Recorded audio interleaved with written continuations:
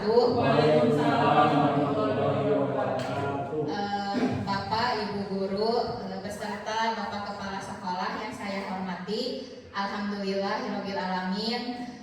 Pertama-tama marilah kita panjatkan puji dan syukur kita kehadirat Allah Subhanahu wa taala, yang mana pada hari ini, hari Senin tanggal 26 Agustus 2024, kita bisa berkumpul bersama di ruangan ini dalam keadaan sehat walafiat. Tak lupa juga sholawat serta salam kita curah limpahkan kepada junjungan kita Nabi besar Muhammad Sallallahu Alaihi Wasallam. Bapak, Ibu guru yang saya banggakan, yang saya hormati, pada hari ini Senin tanggal 26 Agustus 2024, kenapa kita berkumpul di sini? Alhamdulillah pada hari ini di sekolah kita ini di SDN 1 Sukajaya, Bapak Dedi Supriyadi SPD, beliau sedang menjalankan tugasnya, yaitu mengikuti pendidikan guru penggerak, atau beliau ini sebagai calon guru penggerak angkatan 11, di mana pada hari ini Bapak Dedi Supriyadi ini akan mendesiminasikan modul 2.1 ya Bapak ya, modul 2.1, yaitu tentang budaya positif. Untuk mengefektifkan waktu, silahkan kepada Bapak Dedi Supriyadi untuk mendesiminasikan kepada kami rekan-rekan sejawat di SDN 1 Sukajaya ini, mendiseminasikan budaya positif ini untuk nantinya bisa diterapkan atau diimplementasikan di setiap kelas yang nantinya akan menjadi kesepakatan sekolah, begitu ya Bapak ya? Ya, maka Bapak dipersilakan. Bismillahirrahmanirrahim. Assalamualaikum warahmatullahi wabarakatuh. Terima kasih kepada rekan moderator, Ibu Tintin, Matini SPD yang telah menjadi moderator untuk kegiatan diseminasi saya. Alhamdulillah, puji syukur kita panjatkan kehadirat Allah Subhanahu wa taala, yang mana pada hari ini kita bisa berkumpul dalam kegiatan diseminasi ini. Saya juga terima kasih kepada Ibu Bapak yang telah meluangkan waktu untuk hadir dalam kegiatan ini. Untuk diseminasi ini yang sebenarnya kita sudah biasa melaksanakan Bu ya di sekolah tentang budaya positif ya. Penyebaran pemahaman dan penerapan budaya positif. Dan pada kesempatan ini saya akan menyampaikan tentang budaya positif.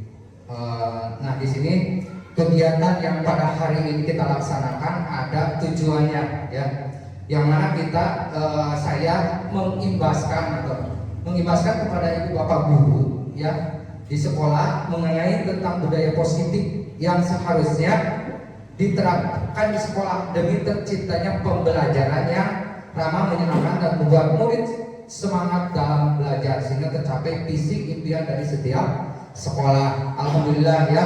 Jadi pada kesempatan ini saya akan menyampaikan hasil dari pendidikan guru penggerak ini kepada Ibu Bapak, dan mudah-mudahan hasil diseminasi ini bisa diterapkan di sekolah atau di kelasnya masing-masing, ya, di kelasnya masing-masing, dan menjadi kesepakatan kelas dan kesepakatan sekolah, ya. Nah, konsep inti dari budaya positif, ya, ini yaitu yang pertama adalah perubahan paradigma belajar, ya, di mana mungkin kita pembelajaran yang kalau dikatakan tidak berpihak kepada murid, misalkan hanya guru hanya wawancara atau dan sebagainya, dan pada kesempatan ini apalagi kurikulum merdeka itu diharapkan murid itu aktif, ya. Jadi bukan hanya guru yang aktif, tapi murid pun harus aktif, jadi berpihak kepada murid. Dan yang kedua adalah penerapan disiplin positif ya. Dan yang ketiga adalah kebutuhan dasar manusia. Yang keempat motivasi perilaku manusia. Yang kelima keyakinan kelas. Yang keenam posisi kontrol guru. Dan yang ketujuh adalah restitusi. Nah itu jadi 7 poin yang kita atau yang saya akan sampaikan kepada ibu bapak guru yang mudah-mudahan bisa diterapkan di sekolah ya. Yang selanjutnya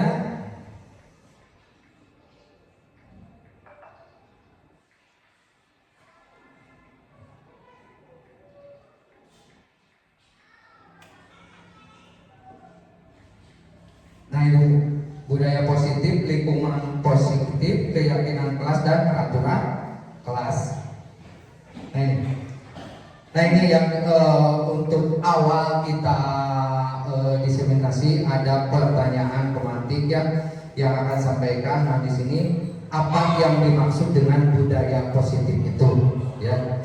Nah contoh budaya positif itu yang bagaimana? Mungkin ibu bapak guru sudah mengenal atau tahu tentang budaya positif karena kebetulan di sekolah itu sudah ada 2 CGP yang mungkin ibu sudah mengenal apa itu yang namanya budaya positif gitu ya. Nah ini menjadi pertanyaan di benak ibu, apa sih budaya positif itu dan yang bagaimana contoh budaya positif itu. Nah alhamdulillah di sekolah itu sudah terlaksana yang namanya budaya positif. Contoh seperti sekarang yang sudah berjalan kegiatan di pagi hari ya, kita alhamdulillah telah berjalan yang namanya embun pagi. Nah itu termasuk ke dalam budaya positif ya. Terus ada lagi seperti kegiatan sholat duha ya, pramuka dan sebagainya. Nah ini hanya mempertegas kembali, mudah-mudahan lebih ditingkatkan kembali. Nah ini sebelum ke ini nih, filosofi yang disampaikan oleh pemikiran Ki Hajar Dewantara yang kita harus tahu bahwa tujuan kita pendidikan kita itu adalah menentukan tumbuh kembang peserta didik agar semakin baik guru pekertinya dan menggali potensi mereka untuk mendapatkan keselamatan dan kebahagiaan baik sebagai individu ataupun anggota masyarakat. Itu ya. Yang pertama, sekolah itu diibaratkan sebagai kebun ya. Sekolah itu diibaratkan sebagai kebun di sini, tempat bercocok tanam ya, sehingga guru itu diibaratkan sebagai petani atau penggarap lahan tersebut ya. Nah, harus mengusahakan sekolah menjadi lingkungan yang menyenangkan, menjaga dan melindungi murid, diibaratkan padi gitu ya. Dari hal yang tidak baik yaitu dengan penerapan budaya positif. Jadi guru itu harus bisa memupuk anak-anaknya agar menjadi anak yang bagaimana Bu? Ya, yang baik ya, yang baik sesuai dengan apa yang diharapkan oleh pendidikan Indonesia. Yang kedua adalah budaya positif dapat terbentuk dengan adanya lingkungan yang positif, aman, nyaman agar anak mampu berpikir, bertindak dan menciptakan dengan merdeka, mandiri, bertanggung jawab. Jadi pembelajaran yang kita lakukan itu harus dirubah ya, harus dirubah. Yang tadinya kita yang menjadi yang menjadi fokus dalam pembelajaran. Nah untuk kesempatan ini apalagi dalam kurikulum merdeka, anak itu harus berperan aktif. Kita hanya sebagai kalau di ini mau ya, guru mah hanya sebagai fasilitator. Jadi anak yang aktif ya, anak yang aktif dalam pembelajaran. Nah ini pembelajaran dengan paradigma baru yang merupakan pembelajaran yang dirancang berdasarkan prinsip pembelajaran terdiferensiasi. Ini dilakukan dengan tujuan menyesuaikan proses pembelajaran di kelas dengan memenuhi kebutuhan belajar individu setiap murid untuk mewujudkan profil pelajar Pancasila. Ya, ini pembelajaran paradigma barunya. Nah ini perubahan paradigma belajar. Nah ini ada A dan B, Anda dan teman misalkan. Nah ini sebagai ilustrasinya ya Bu. Kita coba menyobekan cari kertas tulis benda atau sesuatu yang berharga, terus letakkan di tangan, genggam benda tersebut dengan segala daya, gitu ya. Nah, teman Anda itu akan mencoba sekuat tenaga dan berbagai cara untuk meminta memberikan benda tersebut. B. Bisa membujuk, mengancam, menghadik, merayu, menyuap, atau apa saja yang bisa membuka kepalan tangan Anda.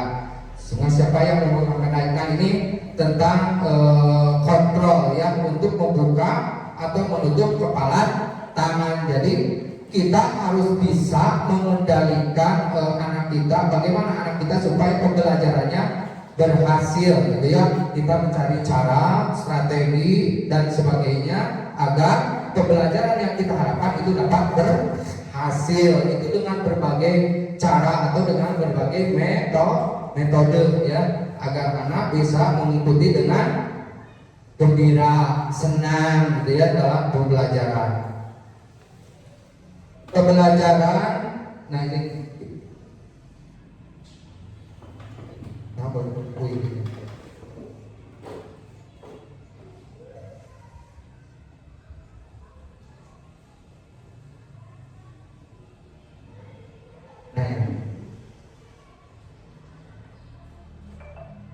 Nah ini ilustrasi kontrol guru ya. Ilustrasi kontrol guru yaitu ilustrasi guru mengontrol murid. Ilustrasi bahwa semua perbuatan positif, efektif dan bermanfaat.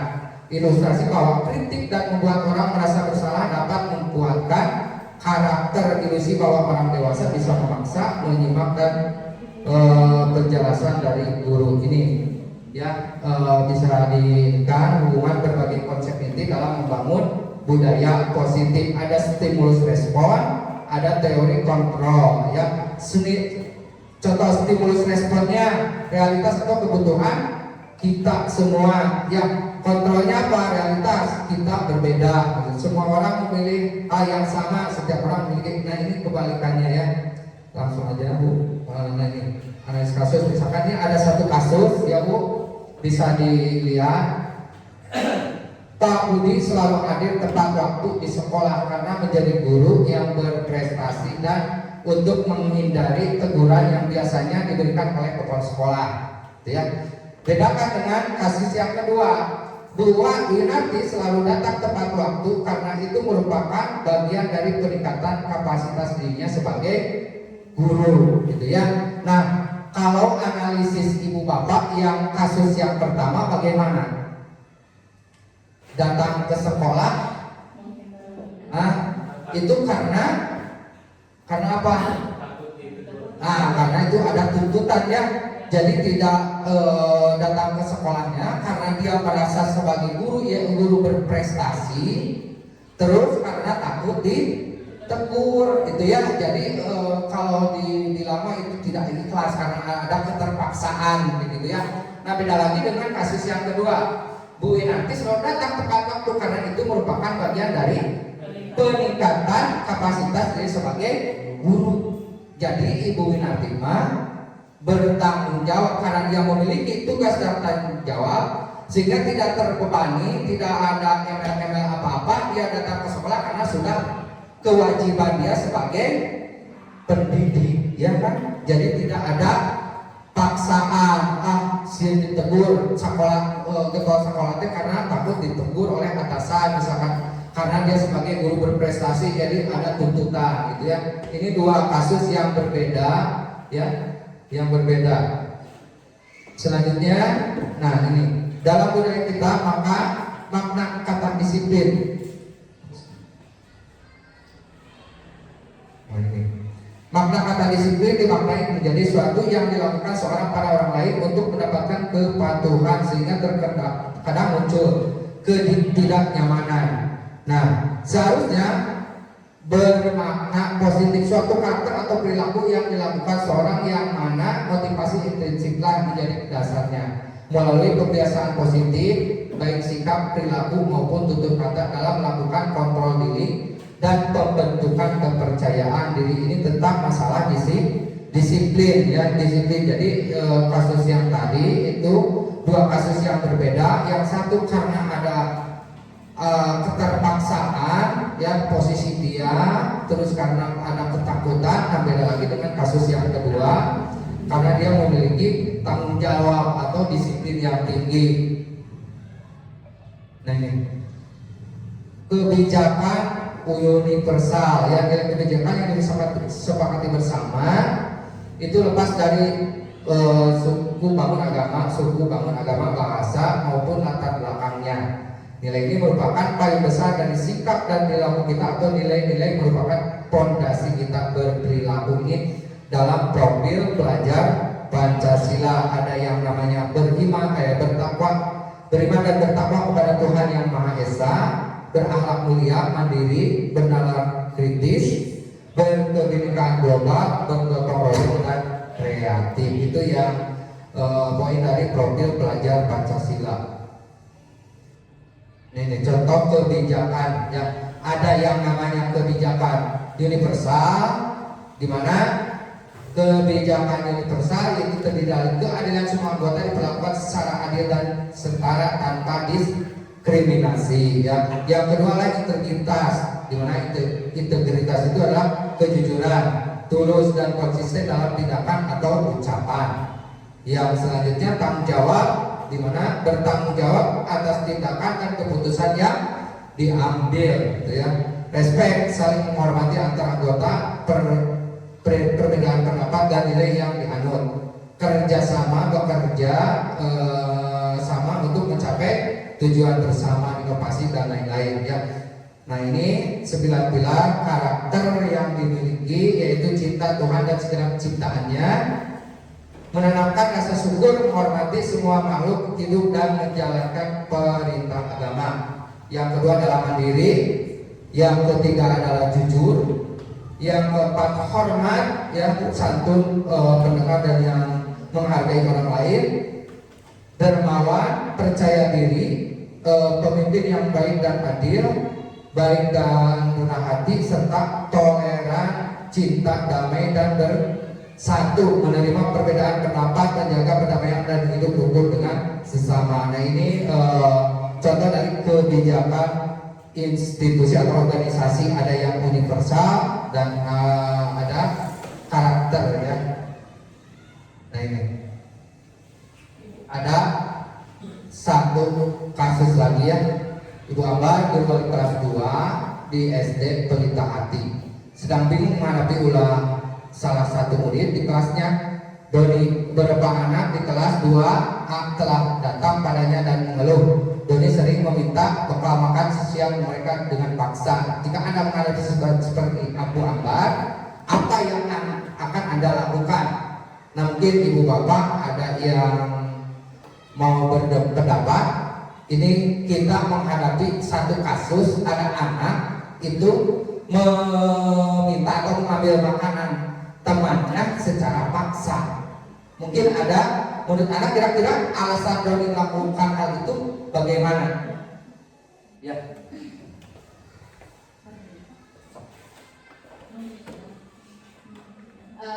Terima kasih kepada Pak Dedi. Ini pertanyaan yang sangat luar biasa ya.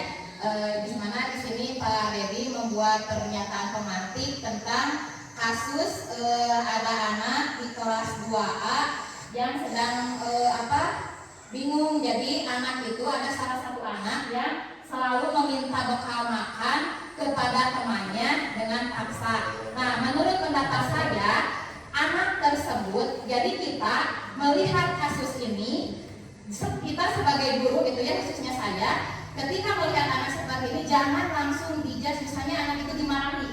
Nah, bukan telusuri dulu ya. Jadi si anak seperti ini kenapa? Mungkin yang pertama nih, menurut pendapat saya, yang pertama anak dengan paksa meminta bekal kepada yang lain itu, yang pertama anak dari rumahnya tidak dibekali oleh orang tuanya.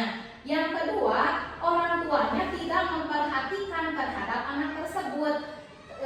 Mungkin saja misalnya orang tuanya itu karena anaknya banyak, terus misalnya karena posisi orang tua dari pagi itu harus bekerja, misalnya pekerjaannya itu yang tidak boleh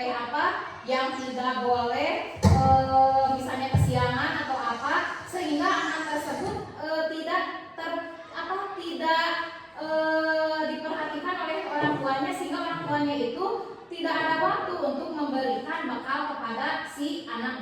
tersebut. Ya boleh bisa saja seperti itu. Jadi kita jangan langsung misalnya si anak itu langsung dimarahi atau bagaimana. Kita telusuri dulu gitu ya, kenapa anak sampai seperti itu. Terus yang ketiganya, karena si anak tersebut misalnya melakukan hal itu, supaya nantinya si anak tersebut itu dilaporkan oleh gurunya, atau misalnya gurunya itu pasti berkonsultasi dengan orang tuanya, betul tidak ya? Misalnya kita ada anak nih yang seperti ini, pasti kan kita hal yang utama itu adalah memberitahu orang tuanya. Nah itu supaya si anak itu diperhatikan oleh orang tuanya. Oh, orang tuanya bakalan sadar. Misalnya si anak ini seperti meminta maksa bekal kepada temannya karena tidak diberi bekal. Nah mudah-mudahan seperti ini orang tua menjadi sadar, jadi akan perhatian kepada anaknya. Terus si anak tersebut meminta maksa itu karena dia dikaitkan dengan 5 dasar kebutuhan manusia gitu ya, Bapak. Yang pertama kan 5 dasar kebutuhan manusia ini ingin mendapatkan perhatian, mendapatkan kebahagiaan, mendapatkan kebebasan atau yang lainnya gitu. Nah di sini anak ingin mendapatkan rasa rasa dia itu untuk memenuhi kebutuhan hidupnya. Kebutuhan hidupnya apa? Dia mungkin lapar, dia mungkin tidak punya bekal, sehingga cara apapun dia lakukan, meskipun perbuatan itu perbuatan yang tidak baik, asalkan makanan itu dipinta dan dia yang tadinya lapar menjadi tidak lapar karena sudah meminta makanan ke temannya, meskipun itu dengan cara yang salah. Mungkin itu Bapak dari saya. Pak, boleh. Boleh Pak.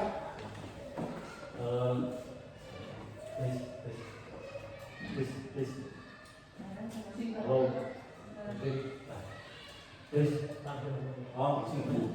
Kepangitan mencoba menjadi sisi partner berpikir Bu Bu Titin.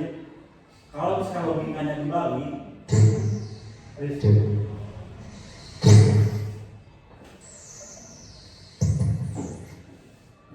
mencoba tidak ada babi. Ya, penginternya mencoba supaya Palembang banyak. Terus kalau kasus Palembang banyak, nanti ada opsi-opsi lain untuk beresin masalah itu. Kalau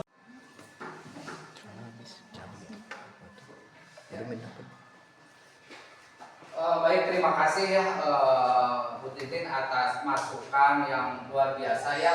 Jadi pada intinya kita tidak boleh menjudge langsung ya apabila menghadapi anak yang bermasalah, gitu ya. Tadi sudah dikatakan oleh Bu Titin. Jadi kita cari alternatif lain bagaimana. Jangan sampai anak melakukan itu kita langsung membuat keputusan bahwa anak itu bersalah, tapi harus dicari dulu gitu ya, harus diobservasi dulu bagaimana, kenapa anak bisa sampai seperti itu gitu ya. Nah mungkin ada beberapa alternatif yang jawaban yang tadi itu yang pertama. Nah ini yang pertama anak komunikasi dengan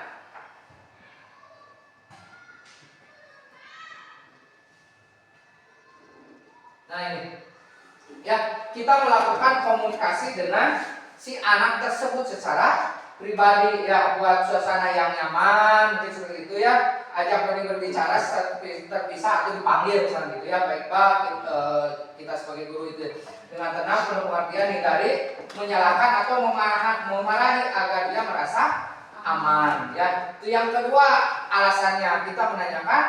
Nah ini yang tadi ditanyakan oleh Pak Iqbal ya, tekniknya bagaimana gitu menghadapi anak seperti itu. Yang kedua, tanyakan alasannya.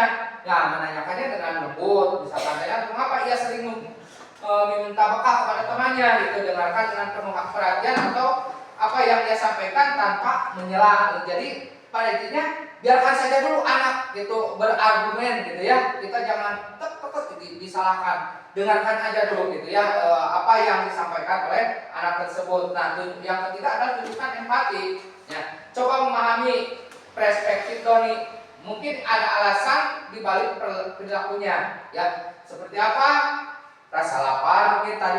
Tintinnya yang berlebihan, rasa tidak puas dengan bekal sendiri, atau bahkan adanya masalah di rumah seperti tadi, misalkan orang tuanya terlalu sibuk misalkan dengan pekerjaannya sehingga tidak sempat untuk memperhatikan kebutuhan anaknya, mungkin seperti itu. Banyak berbagai alasan yang bisa kita dapat dari itu ya, kasus seperti ini. Yang selanjutnya adalah kita harus melibatkan orang tuanya gitu ya. Jadi selain daripada kita ke anak, juga orang tua harus dilibatkan agar supaya kita tidak salah untuk mengambil keputusan. Ajak orang tua dan untuk berdiskusi ya. Jelaskan secara terbuka mengenai perilaku Doni di sekolah ya, serta dampaknya pada teman bagaimana terhadap temannya apabila makanan temannya itu diambil dengan paksa gitu ya, mungkin saya tidak enak atau apa gitu ya. Cari tahu kondisi di rumahnya. Nah ini tanyakan apakah ada perubahan signifikan dalam kehidupannya Doni di rumah yang mungkin mempengaruhi perilakunya, misalkan di keluarga bagaimana keadaannya ya.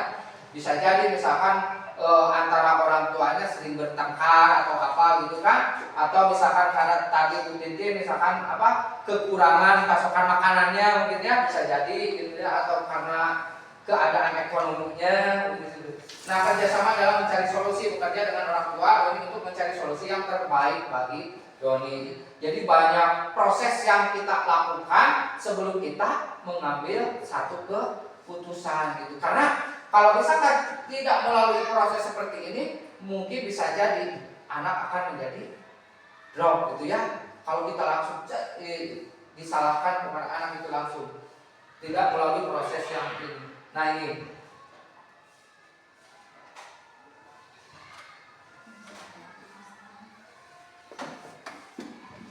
Nah ini, koordinasi dengan guru dan staf sekolah berbagi informasi kepada guru dan staf sekolah lainnya mengenai perilaku Doni, ya. Membuat rencana bersama untuk mengawasi perilaku itu antara guru dengan pihak sekolah. Ya, setelah kita mengetahui dari anak, dari orang tua, baru kita berdiskusi di sekolah. Ya, ada kan kegiatan atau ada kegiatan yang membahas pentingnya berbagai. Nah ini sudah ke tahap refleksi ya. Jadi kita mengadakan atau ada kegiatan kelas yang membahas tentang pentingnya menghargai orang lain, bahwa perbuatan yang dilakukan Doni itu adalah perbuatan yang tidak baik, yang mengambil makanan secara paksa, memberikan contoh yang baik dan tunjukkan kepada siswa bagaimana cara berinteraksi dengan baik. Nah ini ya. Nah ini berbagai macam alasan yang mengapa Doni mengambil makanan temannya. Yang tadi dikatakan ini karena dia merasa lapar yang sangat, mungkin itu ya. Dia ingin mencoba makanan orang lain tapi dengan tanpa pamit, misalkan tanpa izin, mencari perhatian dari teman ya, atau juga karena masalah di rumahnya, kemungkinan Doni sedang mengalami masalah di rumah. Nah itu ya, itu tadi jawaban untuk menjawab pertanyaan yang tadi. Dan terima kasih kepada Bu Tintin sama Pak Iqbal ya yang telah memberikan masukan atau pertanyaannya. Yang selanjutnya adalah, nah ini menyangkut yang masalah tadi yang disampaikan ya, tentang 5 dasar kebutuhan manusia. Ya, setiap makhluk hidup itu pasti makhluk hidup mengendalikan perilaku sendiri untuk memaksimalkan kepuasan dan memenuhi kebutuhannya. Ya, nah ada penguasaan, kasih sayang, ini untuk bertahan, untuk penguasaan, kasih sayang, kesenangan dan kebebasan ya. Nah ini bertahan hidup ya, bisa dipenuhi dengan makan, pakaian, tempat tinggal, keamanan dan kesehatan. Yang kedua, kasih sayang dan rasa diterima, misalkan kepedulian berbagi, kerjasama, menjadi bagian dari kelompok, jadi merasa diakui. Nah yang ketiga adalah penguasaan, harga diri, keinginan untuk memimpin dan berprestasi. Yang kebebasannya memiliki pilihan mandiri, mengendalikan dirinya. Kesenangan bermain, humor, antusias dan tertawa, jadi anak merasa senang. Ini kebutuhan dasar yang dimiliki oleh manusia itu ada 5 ya. Nah ini contohnya, contoh dari kebutuhan dasar manusia. Tindakannya, anak selalu bolak-balik menanyakan kepada kapan jam istirahat dan memegang perutnya, ya. Baik itu istirahat atau pulang. Kadang-kadang kan kita sebelum waktunya anak itu sudah ramai ya. Apalagi kalau misalkan kita pas begitu suara adzan terdengar, padahal kan adzan tidak tetap jam 12 kan, ada yang kurang jam 12. Anak-anak kan berpikir sudah adzan berarti harus pulang gitu kan. Tanya jam dan sebagainya itu adalah untuk bertahan hidup. Nah ini yang pertama contoh bolak-balik karena ini memegang perut karena dia merasa lapar itu bertahan hidup. Yang kedua menginginkan dipeluk, disayang, dipegang tangannya dan nah ini masuk ke dalam kebutuhan dasar dari kasih sayang dan rasa diterima gitu ya. Jadi anak-anak itu cobalah kita mendekati anak-anak agar supaya anak-anak itu senang dulu ya. Jangan hanya kita mengajar itu hanya duduk aja di meja full, tapi sesekali kita berkelilingnya. Alhamdulillah kita sudah dilaksanakan. Jadi setiap anak itu dilihat ya, jangan hanya diam di depan aja. Terus anak selalu ingin tampil di depan temannya dan selalu ingin didengar, itu penguasaan ya. Saat kita memberikan instruksi, anak melakukan dengan cara sendiri, tidak mengikuti instruksi yang diberikan, seperti kebebasan ya. Jadi itu tergantung, itu hak dari anak. Belum waktunya istirahat tapi anak mencoba untuk keluar kelas. Nah, itu kesenangan sendiri ya. Ini contoh 5 kebutuhan dasar manusia dan tindakan dan kebutuhannya. Nah ini kayak seperti tadi mungkin ini tentang kita ya. Apa yang menjadi motivasi Bapak Ibu pergi ke sekolah? Gitu kan? Ada yang mau ini? Misalkan saya berangkat ke sekolah karena terdesak oleh tanggung jawab, gitu ya, gitu. Nah, kalau ibu bapak bagaimana? Abi pada berangkat ke sekolah teh sok sieun dicarekan ke kepala sekolah gitu aya gitu ya. Abi pada ieu abi pada kapaksa gitu ya. Jadi ini pertanyaan yang mungkin akan muncul di benak ibu bapak, mungkin abi ke sekolah teh naon gitu ya. Nah ini menurut Bapak Ibu penting tidak penerapan penghargaan dan hukuman? Penting ya Bu ya, untuk membuat anak misalkan gitu ya menjadi tidak melakukan kembali gitu. Tapi hukumannya yang bagaimana gitu ya. Jadi apabila kita menghadapi masalah itu harus melalui proses dulu, jangan sampai kita langsung siapa tahu anak itu tidak bersalah atau bagaimana, atau ada alasan.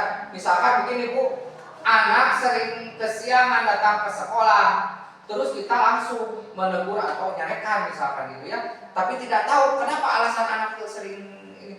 Seperti kemarin ya Bu Tintin, ada siswa yang ke sekolah itu pakai senam. Nah itu kan setelah ditanya ternyata dia tidak mempunyai uang untuk membeli sepatu, karena sepatu yang ada di bawah bakal nggak tahu. Nah itu harus dicari kebenarannya, betul tidak atau itu alasan anak saja gitu kan.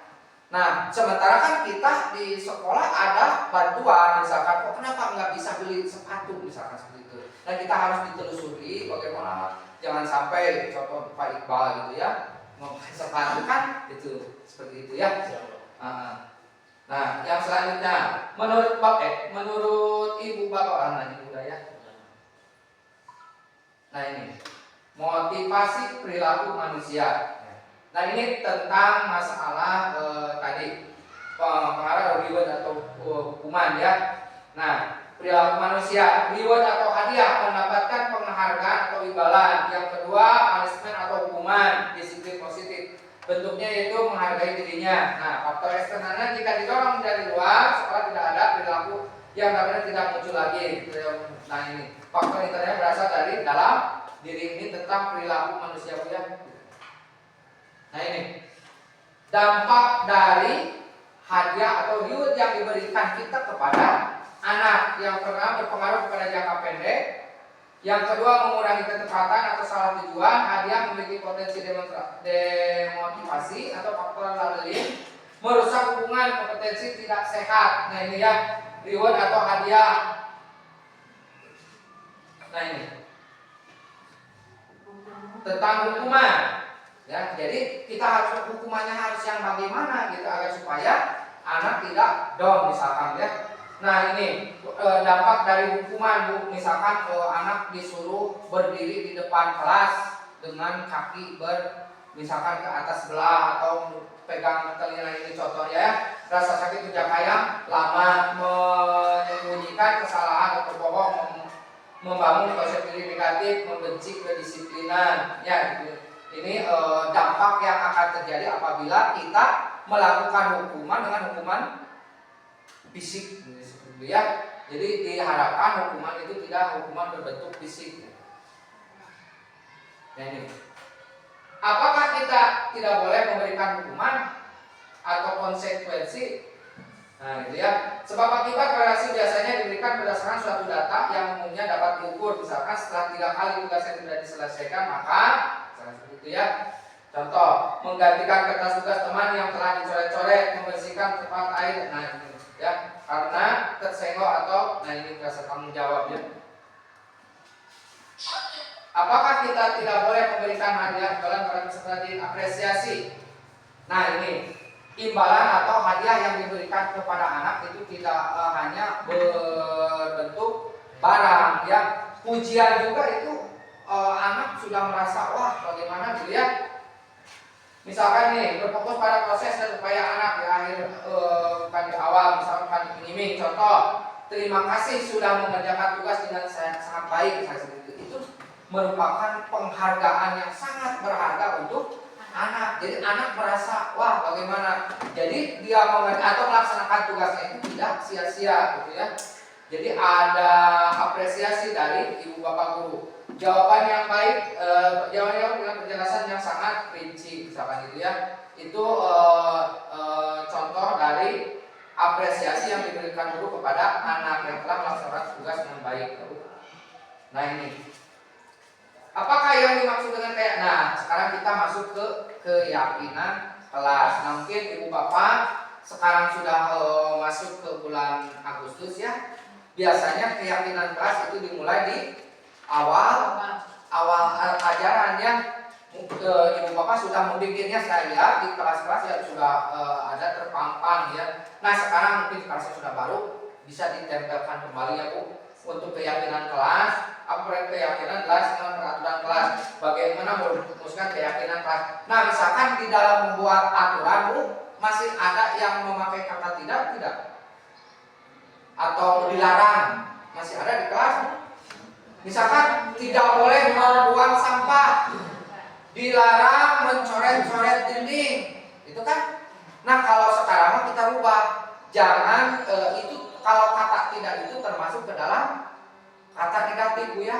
Kalau bisa dirubah, misalkan begini, tidak boleh membuang sampah. Nah baiknya seperti apa? Buanglah sampah kepada. Nah kita harus menghindari kata tidak, kata jangan, misalkan gitu ya. Coba. Nah ini membuat keyakinan kelas ditempel di kelas ya. Nah ini Bu seperti ini peraturan kelas. Kalau misalkan masih ada di kelas yang memakai kata ini, ya itu diharapkan dihilangkan aja. Contoh seperti keyakinan kelas itu, dilarang membuang sampah, dilarang, tidak boleh dasar itu negatif ya. Jadi dirubah dengan apa? Menjaga kebersihan kelas misalnya. Terus menghormati semua orang, mengerjakan segala pekerjaan yang telah ditugaskan dengan tepat waktu. Ya, jadi kita membuat keyakinan kelas itu dengan kata yang mungkin menghindari kata tidak. Ya. Nah ini, bagaimana cara merumuskan kelas? Nah, yang pertama keyakinan kelas kita dirumuskan yaitu melibatkan semua warga kelas dan mendengar suara mereka. Jadi kita tidak hanya secara pribadi membuat peraturan tanpa mengambil pendapat dari misalkan siswa ya. Jadi kita harus libatkan siswa diskusi untuk menentukan keyakinan kelas. Nah, buat keyakinan kelas yang sederhana dan jelas akan mudah diingat. Jadi tidak terlalu ribet gitu ya Bu. menggunakan kalimat positif dan pernyataan universal. Nah, kalimat positif seperti tadi Ibu Bapak, jadi kita hindari dengan kata tidak dan dilarang gitu ya. Itu termasuk kalimat negatif. Kalau positif mah yang seperti tadi, buanglah sampah gitu ya. Nah, pastikan merek kelas yang tersebut sesuai dengan nilai yang diyakini. Terus ditempel di kelasnya masing-masing. Kenapa ditempel? Supaya anak terus mengingat, gitu ya, diingat oleh anak atau setiap hari dilihat gitu, agar bisa dilaksanakan. Nah, inilah pertanyaan yang mungkin biasa muncul dalam membuat keyakinan kelas. Ya, yang pertama, bagaimana suasana kelas yang kamu inginkan, gitu ya, seperti itu. Yang bagaimana agar supaya pembelajaran itu menyenangkan, gitu ya. Terus bagaimana interaksi siswa dan siswi yang kalian inginkan? Bagaimana interaksi guru dan siswa yang kalian inginkan? Bagaimana suasana belajar dengan guru yang kalian inginkan? Itu pertanyaan-pertanyaan dalam membuat keyakinan kelas, gitu ya. Yang ini membuat keyakinan kelas. Nah ini. Bagaimana jika anak melanggar keyakinan kelas? Posisi kontrol dulu, manajer, restitusi. Nah ini. 5 posisi kontrol dulu, ya, nada suara tinggi, bahasa tubuh, mata, melotot dan jarang menunjukkan, mengadit, kemudian anak marah dan menggenap atau bersifat. Nah itu 5 posisi kontrol dulu. Ada yang namanya penghukum, gitu ya. Kalau penghukum itu nada suaranya keras, ya. Wah, nyarekan wae, senang molot dan sebagainya, gitu ya. Terus namanya senang kemungkinan anak marah dan mendendam. Nah, ada yang namanya pembuat merasa bersalah, gitu ya. Terus ada membuat orang lain merasa tidak nyaman, bersalah atau rendah diri. Anak akan merasa menjadi orang yang gagal dan tidak sanggup membahagiakan orang lain. Terus ada yang menjadi sosok seorang guru itu menjadi teman, ya, tidak menyakiti anak, berupaya mengontrol, ya, melalui persuasi. Tergantung pada guru tersebut. Bila ada masalah, dia merasa bisa mengendalikan guru tersebut untuk membantunya. Ada yang disebut posisi guru itu, ada yang pemantau. Kalau pemantau, pada saat kita mengawasi, kita bertanggung jawab atas perilaku orang lain yang kita awasi. Terus murid memahami konsekuensi yang harus dijalankan karena tidak melanggar satu peraturan sekolah, ya, tentang posisi kontrol guru. Yang ini contohnya ada ya, ini. Itu posisi kontrolnya masih kepada restitusi, ya. Restitusi itu apa? Yaitu sebuah pendekatan untuk menciptakan disiplin positif. Jadi yang seperti tadi Ibu Bapak, apabila kita menghadapi masalah dengan siswa, maka kita lakukan untuk mencari atau permasalahan tersebut dengan menggunakan restitusi, ya. Restitusi adalah proses menciptakan kondisi bagi murid untuk memperbaiki kesalahan mereka sehingga mereka bisa kembali ke kelompok mereka dan berkarakter yang lebih kuat, ya. Restitusi juga adalah proses kolaboratif. Restitusi membantu murid jika lebih memiliki tujuan, disiplin dan sebagainya, ya. Itu tentang restitusi. Ya, nah ini ada yang namanya hukuman, konsekuensi atau restitusi. Yang bagaimana yang hukuman? Nah, secara tiba-tiba atau tidak terencana. Murid tidak tahu apa yang akan terjadi atau tidak dilibatkan. Bersifat satu arah, berupa hukuman fisik, itu namanya hukuman. Contoh misalkan suruh anak yang bersalah disuruh membersihkan WC, disuruh membersihkan kelas, berdiri di depan atau di dekat tiang bendera, berdiri di lapang, itu hukuman. Konsekuen, terencana, disepakati sesuai peraturan. Nah, murid tetap nyaman, setiap guru selalu memonitor murid, itu konsekuen. Jadi apabila anak yang contoh misalkan anak itu menumpahkan air temannya, maka anak itu harus memiliki konsekuen membersihkan tumpahan air, bisa seperti itu. Nah, ada restitusi, menciptakan kondisi bagi anak untuk memperbaiki kesalahan. Kolaboratif yang mengajarkan murid untuk mencari solusi sendiri, itu restitusi. Nah, sebaiknya apabila menghadapi masalah itu gunakanlah yang namanya proses restitusi, ya. Nah ini. tentang restitusi ya.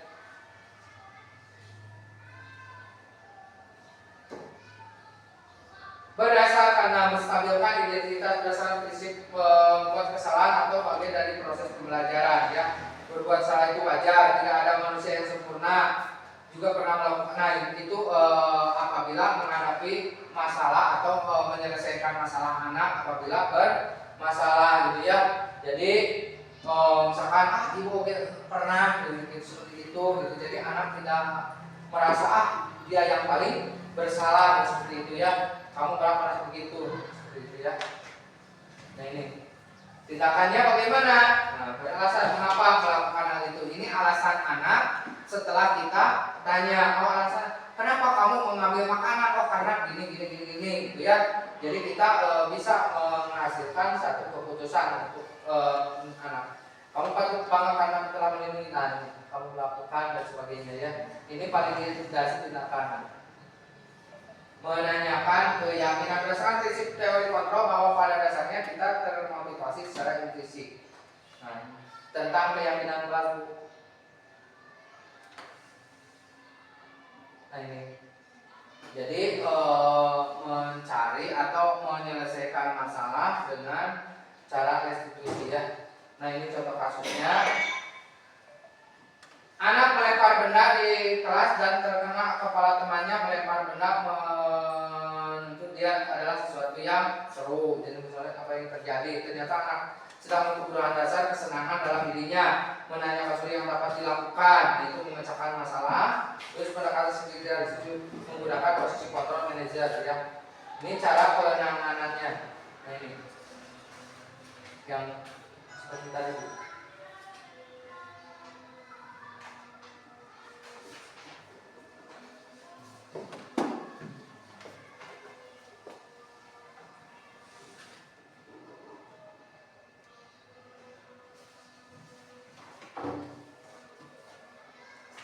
Ada contoh Bu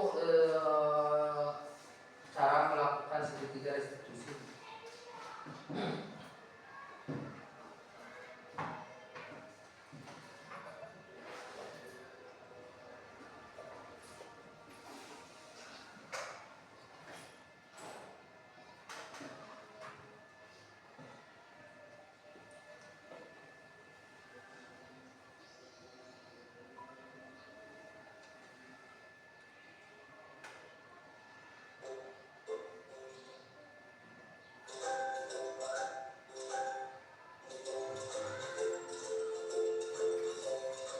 Ini membuat keyakinan kelas.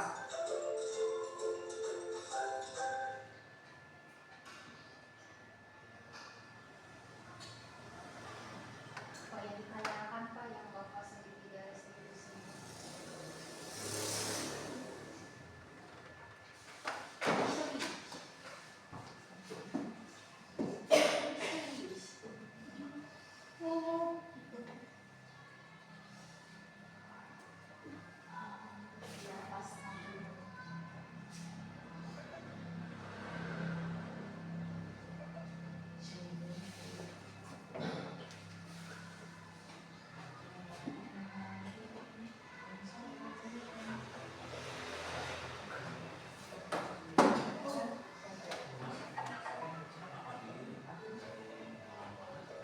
Salam dan bahagia Bapak Ibu guru kita.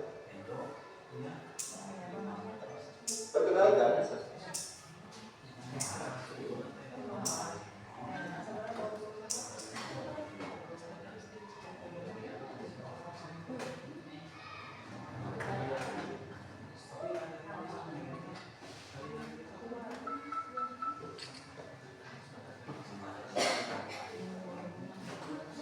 salam dan bahagia Bapak Ibu guru kita.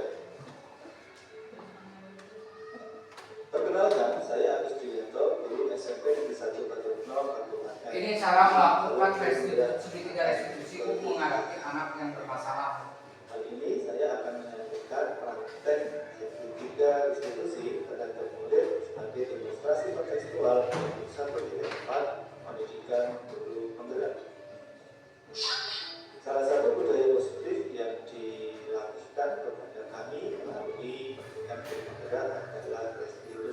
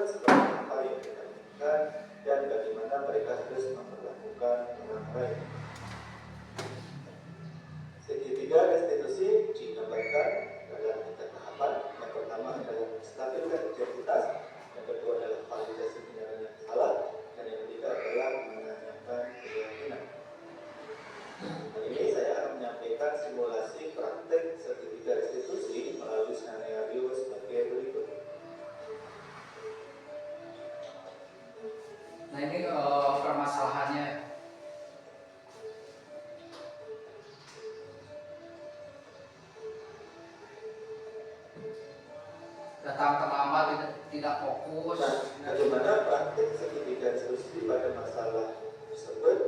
Silakan simak video berikut ini.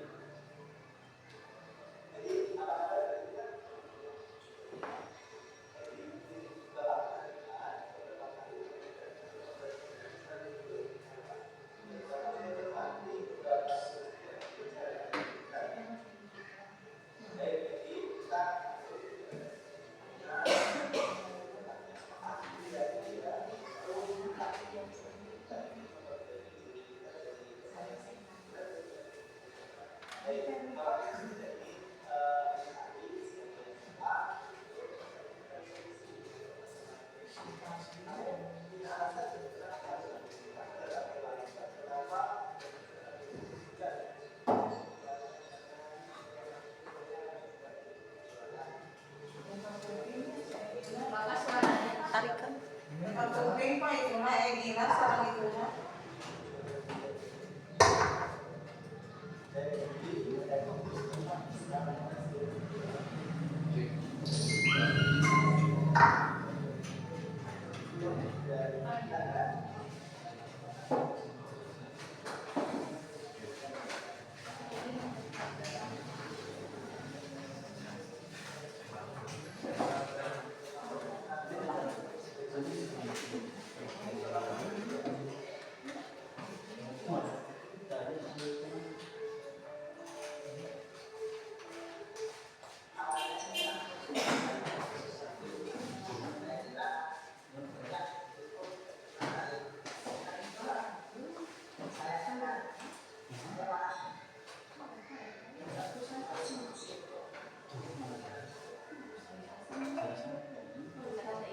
Nah itu tadi Bu ya contoh guru dalam melakukan segitiga restitusi dalam menyelesaikan permasalahan.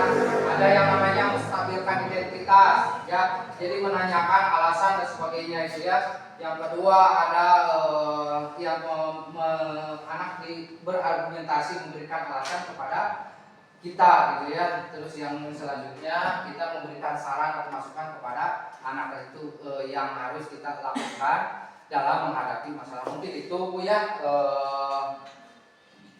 penyampaian tentang budaya positif. Mudah-mudahan apa yang saya sampaikan, apa yang saya utarakan tadi kita bisa melaksanakannya di kelasnya masing-masing, terutama dalam masalah keyakinan kelas ya. Keyakinan kelas diusahakan itu anak dilibatkan gitu ya. Jadi pendapat anak itu kita terima gitu ya, supaya apa?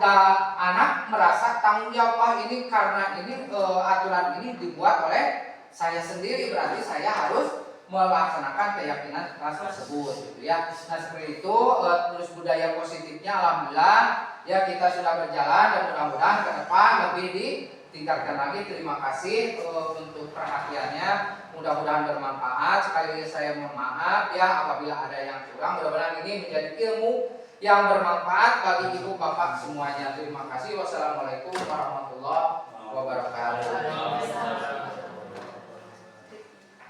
Apa tempat dari naros? Kami sahabat kasus Rizky segala ayat, segala ayat kasusnya. Anu terakhir mah kasusnya kemari jadi di luar, nyerat tabungan, dina tabungan diserah lira nominalna anggaran teras ditanda tangan ayeuna kawisan abi. Jadi di luar itu cara seorang dotek eta sareng bulan anu abi teh acara kontrol tadi teh da nabung eta teh segala aya da kumaha orang si orang tua teh dan menyediakan terang pada putrana itu si orang tua teh mohon diapa teh ka abi teh WA kumaha didinya ka abi teh pari kene sayeuna sabener beasna gitu ka abi teh kumaha ari solusina orang tua teh geus atuh cenah ka abi we urang tumuan abi cenah salih diulas mun ka abi sanes dibantah pan teh sanes ya da sanes kedatna kitu Pak abi teh WA teh tak ada kumaha painten upami saputas rezeki sagalana aya. Malihan abdi nembe pas sanesnya jas rezeki mun sanes sesuai saran anu nembe ku Bapak diterangkeun painten. Nembe mah daripada ngaganggu daripada mun kadituna kumaha abdi teh. Terus abdi mah atas rek euy tah.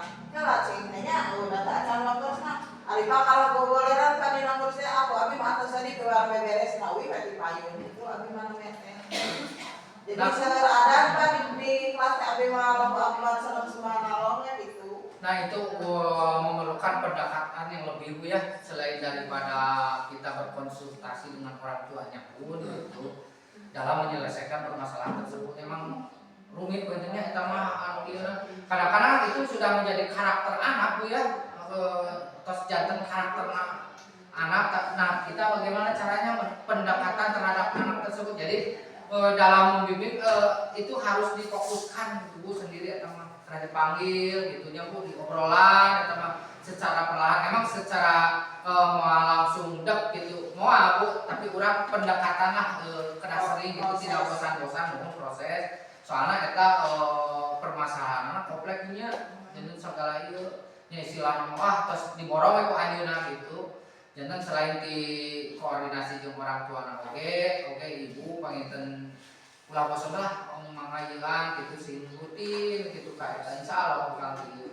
Anu miris, anu sans miris mah abdi nya anu mun sieun gitu da pasti nanti bakal kami aduan mah ngajar si sakuna teh langsung ke si anak Pak.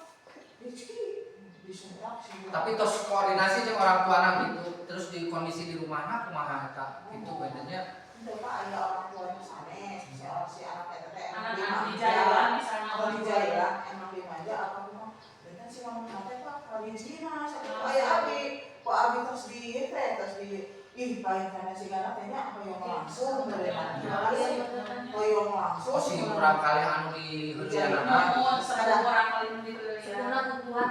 padanya sepuna buat pada angka rumah akhirnya di situ dahnya mun sokarunya apa kita teh kabudak teh si teh kemudian segala aya anu ya nama apa kamari di di chat dialih ke Sukajaya kelas mulia mau beragam meja upami kena karena sampean saha yang host jadi eta masih gak ekstra tekhanan nya tah panginten Bu upami misalkan aya permasalahan gitunya ibu bapak Bu punten lah panginten murang kali cenah kabeh gitu manawi atuh ari guruna momorenan rada kesieun gitu sugan ari ku abdi mah selama ieu gitunya eta sok suieukeun ka ieu janten aya operasi ieu lah sok benten Bu antawis ayeuna ku urang di papatahan di kelas dicana ka kepala sekolah eta teh ka anak teh sok rada ieu gitu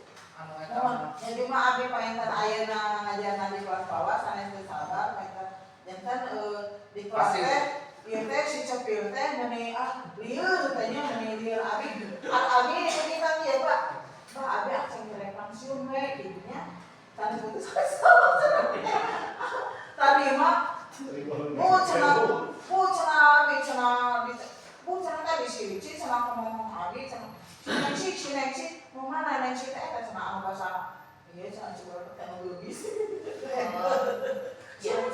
jadi nyarakan we orang tua lamun lamun teu guguan lamun guguan pak pipa sehat mun ka baina panginten cobianlah cenah ka ruang abi gitu obrolan gitu kantornya gitu kan sok benten Bu antawis eta sama ieu mah gitu dipanggil ka kantor saya rasa kasih. Mun abi ka sanes misalnya sanes tegas apa kumaha da emang dijima mun teu tiasa diolo teu tiasa ditangkep teu tiasa diusapan teu tiasa ditiup abi mah da ditiup pasti sirahna teh. Tapi mah paya teh Bu ngaheureana teh teu siapa anu ka eta hukum. Mohon Pak atas Pak. Iya nanti mungkin hari hawa kosan jadi batur mereka lebisna Ya, maksudnya untuk mapai gitu, kasajalnya eta gitu untuk atau mapai ka tiap kieu. Ya kan maka abdi pengintennya orang sekian. Oh udah. Ya, terima kasih sekali